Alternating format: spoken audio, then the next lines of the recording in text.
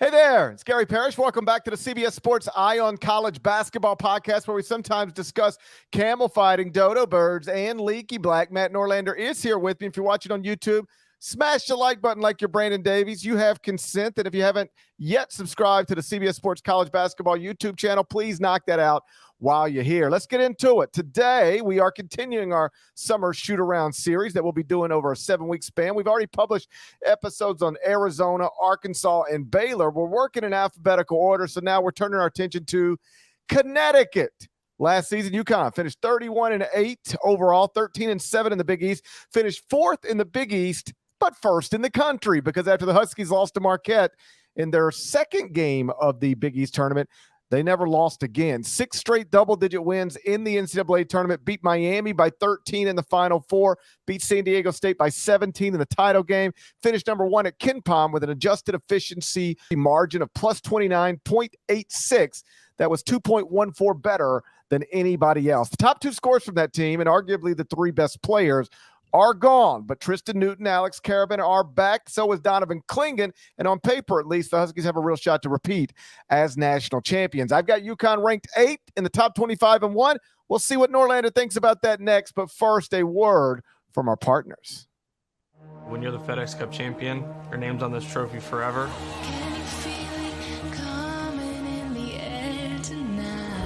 This is our season-long race. This is the sought-after trophy when we tee it up, the first event of the season that you think about.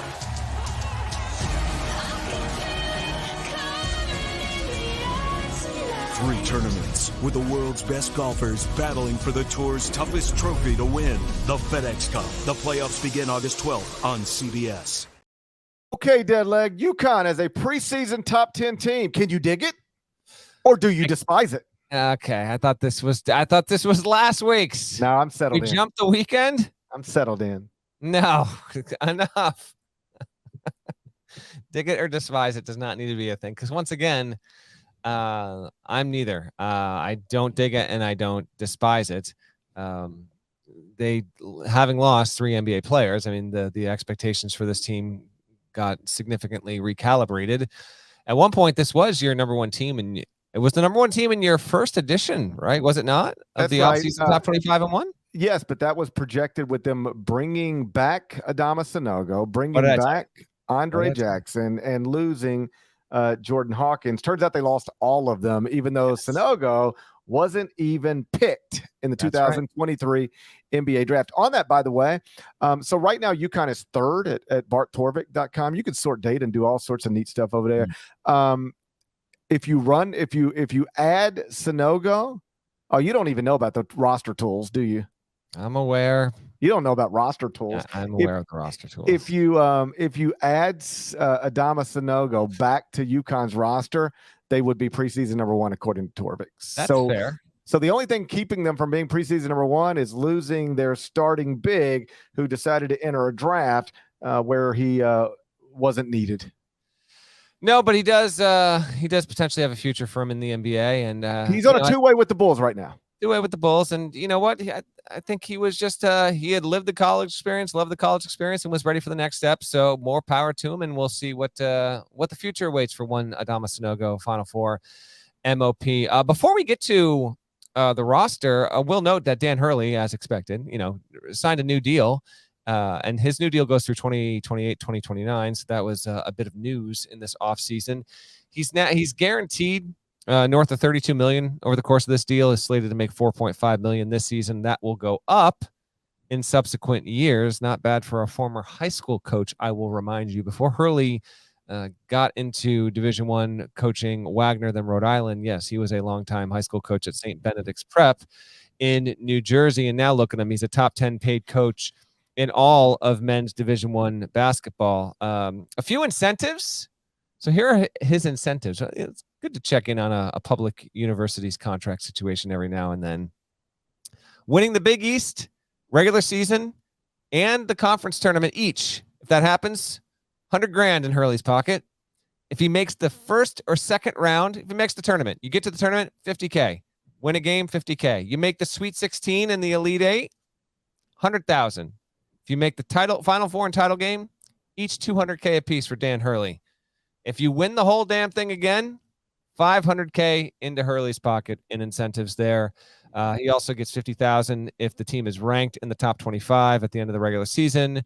$100,000 if you're ranked top 10. $50,000 if he is named the conference coach of the year, and $100K for national coach of the year. I bring this kind of stuff up because it's why I have zero issue with any kind of player getting any kind of NIL deal. Dan Hurley has earned this money, and he won a national championship and has brought UConn back to the top of the sport, and he should be paid handsomely. But that means that the players that help make that happen, go get that money, GP. Oh, it's and not to get too off track here because this is a UConn episode, but on the subject of name, image, and likeness, you're exactly right. Like these coaches, we've gotten like SEC media days, last week, and you got these football coaches, Lane Kiffin, on down the line, complaining about name, image, and likeness. And like that, and people just randomly like are troubled in some cases by how much money these kids are making, and it's pay for play.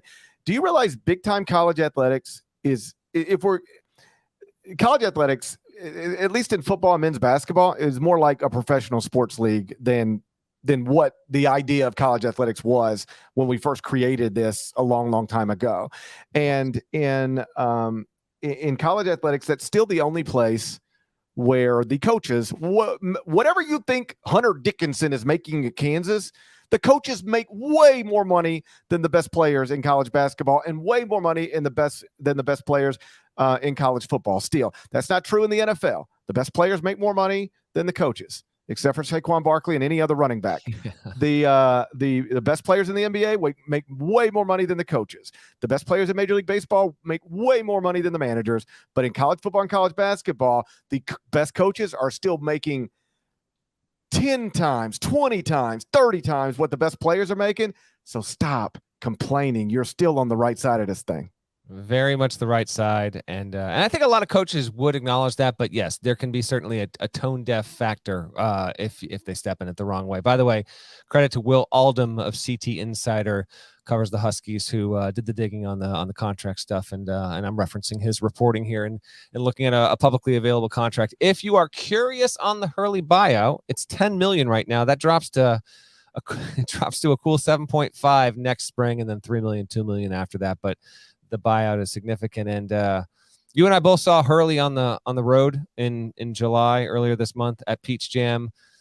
Backward hat Hurley. I mean, I love to see another living. We might have even brought this up on the show. Maybe we did, but he is living life and enjoying it while on the recruiting grind. Don't get me wrong here, but there is a certain strut to Dan Hurley right now, and I don't fault him whatsoever. When you consider his brother, his father, and what he did at UConn, he has earned to strut like a peacock. Absolutely. I love it. I love seeing men my age and older wear their hats backwards. Oh, I know. Without it, you do it already. You do it even more situations if it was. I know, but it empowers me when I see when I see a Dan Hurley embrace the hat backwards at his age. It empowers me to continue doing the same. Makes me feel more like, some people might say, hey, buddy, you ain't so young anymore. Turn your hat around, right? But if I got Dan Hurley standing behind me, I feel a little bit like a national champion. I'm with you. I'm prone to flip it around every now and again. Even on this very podcast, it's happened. So that's the Hurley contract situation overdue. His assistants also, it should be noted, got sizable bumps, as they should. And Klingon, although I don't have numbers to provide you, from what I've gathered, Klingon's NIL deal, as it should, he's a local kid on top of all of it, is pretty formidable here as he gets ready for his sophomore season. If you are curious, as we get ready to look at what this roster is and what UConn can do, here are the previous follow-up seasons to the 4 other times UConn won a national championship. So they win it in 99. The next season, 28-5, 4th in the Big East, was a 5 seed out in the second round. 04-05, they follow up the Emeka championship year. They go 23-8. Get ready for this. They finished tied for first in the Big East with Boston College. High watermark for BC. Yeah, that happened 2005. Believe it. UConn was a 2 seed that season, but knocked out in the second round again by Julius Hodge and NC State. What do you know about Cameron Bennerman, GP? That's what I thought. I know Julius Hodge. Like, didn't he? Either he hit somebody or somebody hit him. He got hit in the ball sack. By? Was it Chris Paul? Correct. Yeah. Yes, exactly. Julius Hodge, really, really good college player. was actually, if I recall correctly, was actually a pretty, like, one of the athletes that took to Twitter and was pretty good at it in like the early stages of the tweet machine. And yet, yeah, just getting hit in the nuts. That is unfortunate. But I was just literally, when you brought up Julius Hodge, what I thought of is like, I think me and Julius Hodge used to tweet each other sometimes. But I don't remember the last time I interacted or even saw Julius Hodge. What do you think happened? I don't know, but I hope he's out there doing just fine. I can do right as we do it right now. I'm gonna check right now. See what check on him. Make sure he's okay. I follow 24 Hodge. There we go. Little Rock, assistant at Little Rock. You know what? I think that's accurate. I feel like I heard that in the past couple of years. I think that might be the case there with good old. Maybe Hodge. I should cross the mighty Mississippi and go see him someday.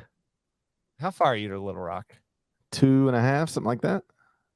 Why don't you? Yeah, if I was you, I'd be there. I went to Little Rock to see 9 Inch Nails when I was in high school. I don't know why I can't go see Julius Hodge. He is indeed an assistant on the staff. Julius Hodge. I love that stuff, man. That is awesome to see. These poor UConn fans. Whatever. They're going to deal. The poor UConn fans are like, I thought this was a UConn episode. These two idiots are talking about Julius Hodge getting hit with the ball. Why should we? Julius Hodge knocked him out. 05 tournament. 2 more. They win it under Calhoun in 2011, the Kemba year. The next year was Calhoun's last season. They went 20-14, 9th in the Big East, as it used to be constituted, 9 seed, 1 and done in the tournament. And then 2015, the rare example of a reigning national champion failing to make the NCAA tournament. They were under Kevin Ollie, went 20-15, 5th in the American, and 1 and done in the NIT to Arizona State. So we'll see what awaits UConn here, but historically, it's been spotty, and NCAA tournament success has not followed in the ensuing season, have never been able to make a second weekend, and in one instance, literally didn't even make the tournament there. So Sanogo, Jackson, Hawkins are gone. Joey California is out, but good for him. By the way, as a quick side note, because I talked with Tom Moore, the assistant for UConn on the recruiting trail earlier this summer about this. He comes from San Diego, goes across the country, wins a national championship, gets some good shine, carries it with him forever. Just an awesome transfer story, right? So he's done, but good for him. Naheem Aline transferred. He's at St. John's. Their team will focus on a future shoot-around episode with Newton back, Caravan, and then Klingon. He's going to be joined by combo guard Stephon Castle, who's a 5-star lead guard from Covington, Georgia, top 10 player in the class, according to 247 Sports. He'll be the big name solo ball, Solomon Ball. I'm not sure which he prefers. Hurley has mentioned him specifically as solo ball to me a couple times in the past. He's from Leesburg, Virginia, 4-star player, and he'll play alongside another long-term, in my opinion, a long-term wing from Seattle, Jalen Stewart. Klingon's the big name here because Newton coming back is huge. He's going to be the lead point guard there. Caravan, I expect to make a really nice jump as a second-year player.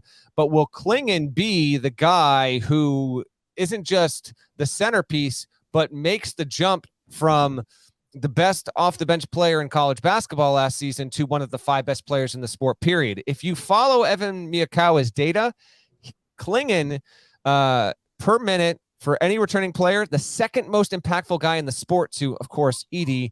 That's according to, his Bayesian formula there, offense and defense combined. I can believe it.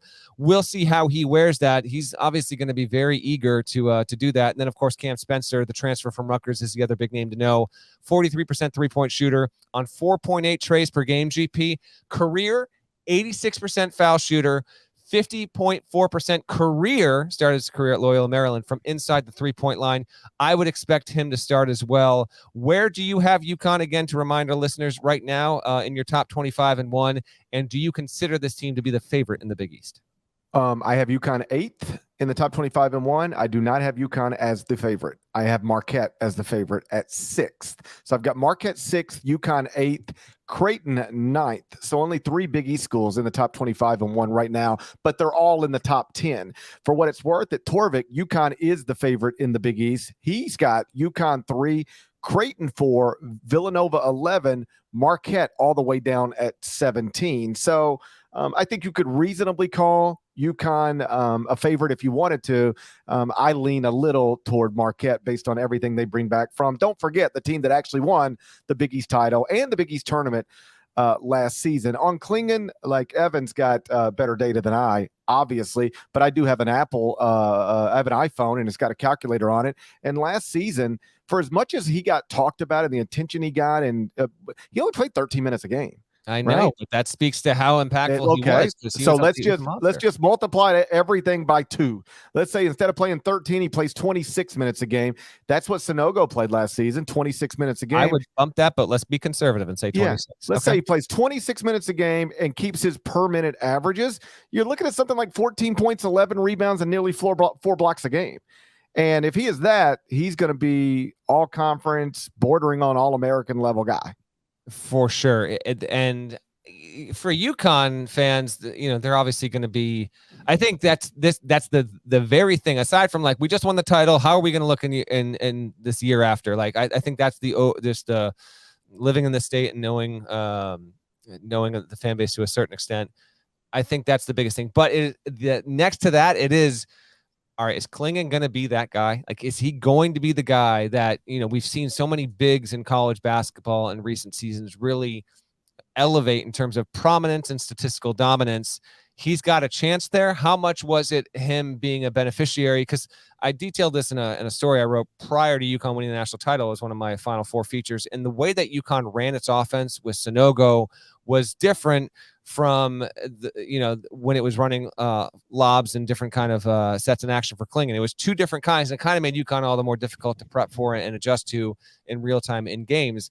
I think he'll be ready for it. I thought he would have been a first-round NBA draft pick had he gone, but he's also betting on himself here because there's no guarantee it happens. But from all reports out of stores in the past couple of months, like, he is invested, ready, prepping, and I'm super eager to see what he is. Now, I don't think he has to carry this team because Newton's a veteran point. UConn fans know what Karaban can do. Nationally, Karaban's probably a little undervalued, but Karaban was the kind of freshman presence that coaches just cherish in terms of didn't complain about his minutes, did the absolute best with what he was given out there. And now he's going to have a chance to do even more.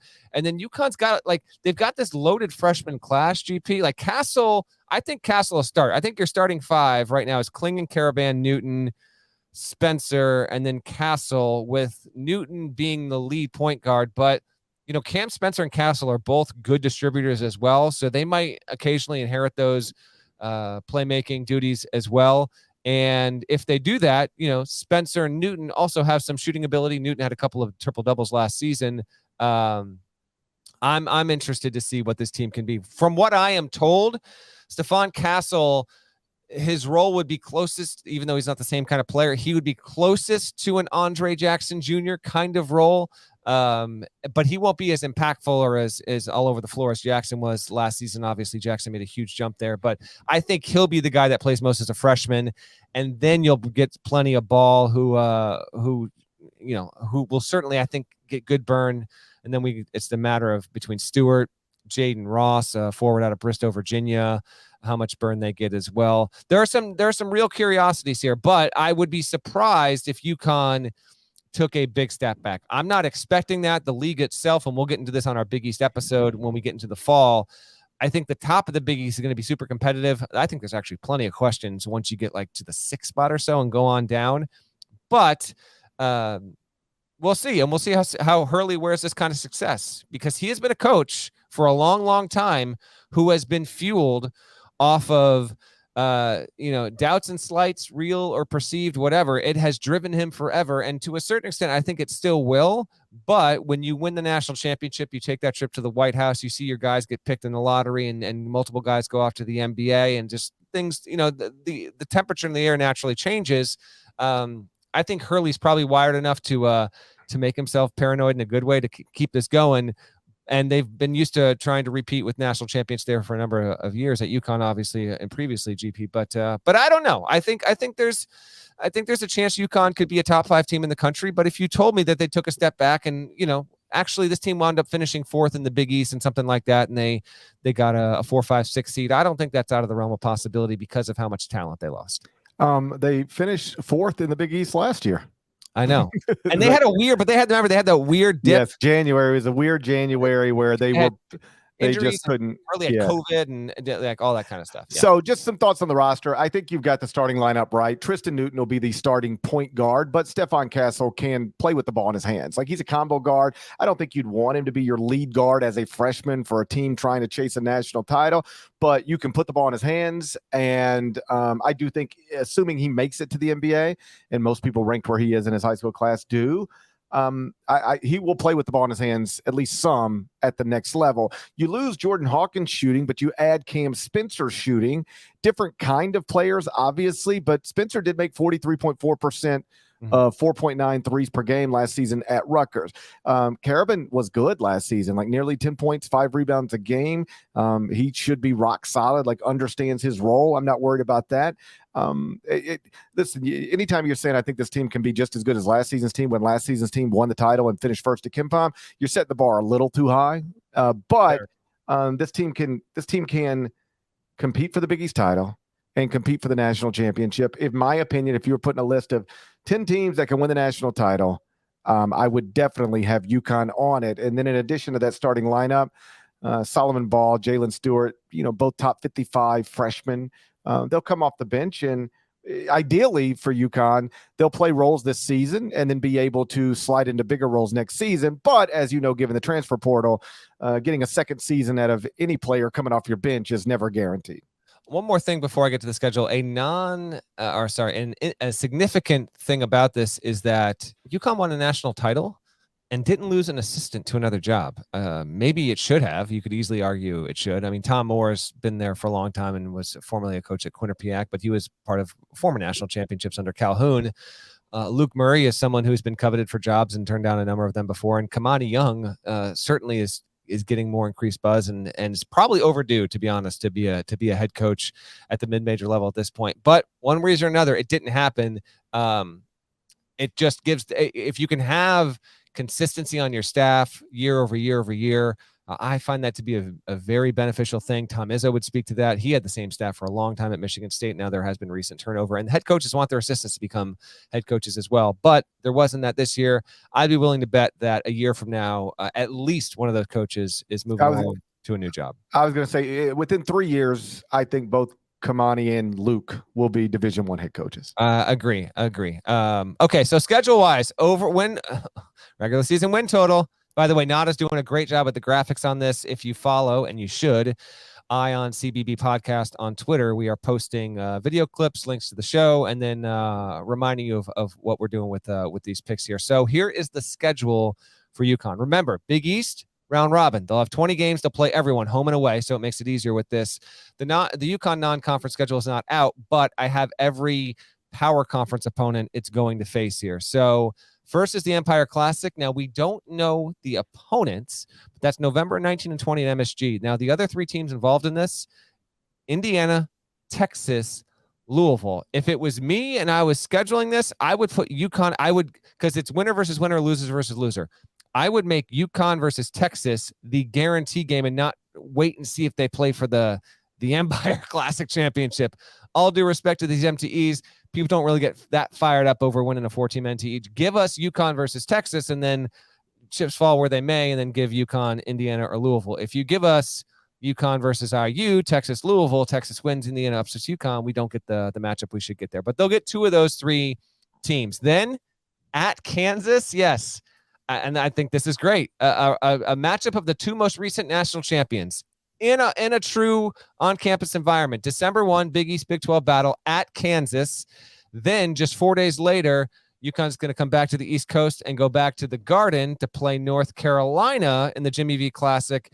And then Gonzaga in Seattle. Gonzaga will make the cross-country trip next year, and not this upcoming one, and play it in the Garden. So only 5 out of the 11 non-conference games against power conference opponents. We don't know who specifically will be in the Empire Classic, but I gave you that. Rhody, Kansas, Carolina against in Storrs South at the Garden, and then against Gonzaga in quasi-enemy territory. That's not Spokane. That's in Seattle. I am setting the over-under at 22.5 regular season wins. GP, what is your win total for the UConn Huskies heading into the 2024 Big East tournament? You know how to do this. I got to work backwards. We start at 31. Yes. I think they'll be favored in every non-league game except for at Kansas.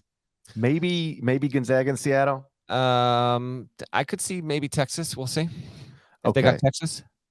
I'm gonna give them 3 non-league losses. All right. Okay.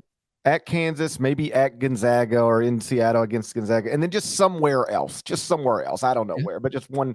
So 3, and then I'll do 15-5 in the Big East. So I'm going to go 8 losses before the start of the Big East tournament. 31 minus 8. I just landed on 23. You did 23-8. Now you're going to give them a better league record by 2 games than the team that just won the national championship and lost 3 guys to the NBA. Just so we're clear. Yes. How about this? Both these things can be true. I do not think this team will be as good as last season's team. I do think this team will be better in the Big East than last season's team. I think that's fair. I think it's possible. And again, we'll get deeper into this on our Big East specific episode. But I think between, Butler, Georgetown, DePaul, Seton Hall, Providence, maybe St. John's, we just got to see. We could be wrong, but maybe there's going to be. Maybe there's going to be a little bit of a weak bottom that enables UConn to that. So GP's got them at 23-8. I have them so I have them better in the non-con. I have them 2 non-con losses. And again, everything that we didn't mention is going to be a bye game. UConn's going to host mid and low major opponents. So we're going to assume victories there, although nothing is obviously automatic. But I will say 2 non-league losses. And then I will say an identical league record. I'm going to say for the second straight year, UConn goes 13-7 in the Big East. So I got the Huskies at 22 regular season wins, 22-9. You've got them at 23-8. Ooh, you don't believe in Muss? You don't believe in Hurley? I mean, it's you're gonna look around. You ain't gonna have no friends no more. That's a call out to Russ from the Boneyard. Come get me, Russ. That's right. So 22-9, UConn, and I think that's a shoot around episode. Shouts to Devin Downey. Shouts to Chester, South Carolina. Shouts to Huck, shouts to Larnell. Thank you guys for watching, listening to the Eye on College Basketball Podcast. If you're not subscribed, please go subscribe. Anywhere you subscribe to podcasts, including Apple and Spotify, rate it, review it. There's more of us than there are of them. That needs to be reflected in the comments. We will continue our Summer Shootaround series later on this week. Talk to you soon. Till then, take care.